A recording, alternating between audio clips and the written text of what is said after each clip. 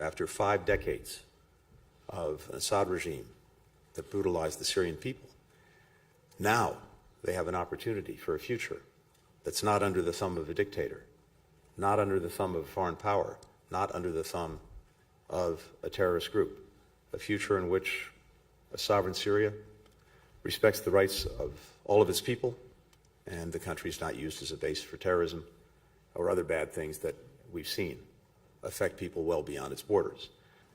It is essential, as Syria is navigating this transition, that we keep a lid on the terrorist threat, the enduring terrorist threat posed by ISIS or by Daesh. And as Jean-Noel said, we've seen possibly a manifestation of that threat with the horrific incident in Louisiana, where the individual in question said he was an adherent of Daesh.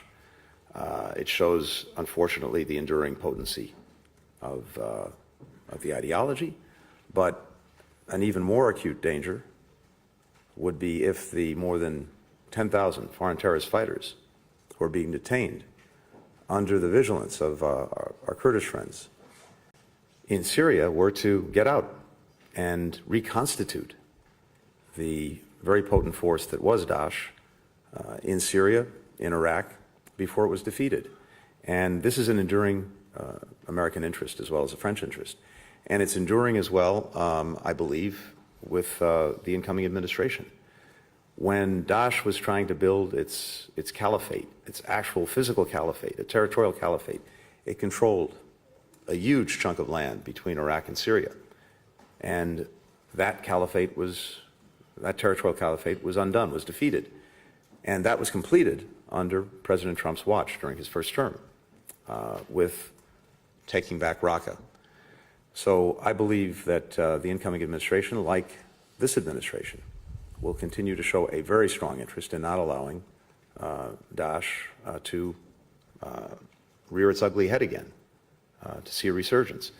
And as Jean-Noel said, a critical part of that is making sure that we enable the Syrian Democratic Forces to do the job that they've been doing in the interests of everyone, of securing the foreign terrorist fighters who are there, as we continue to work to repatriate fighters and to repatriate their families to countries of origin.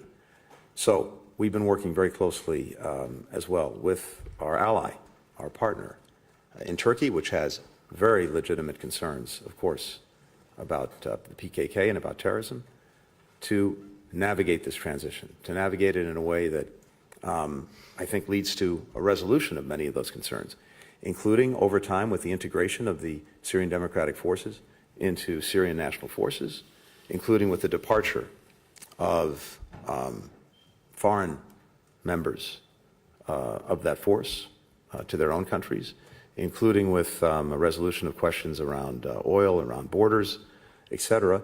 But that's a process that's going to take some time. And in the meantime, what is profoundly not in the interest of everything positive we see happening in Syria would be a conflict.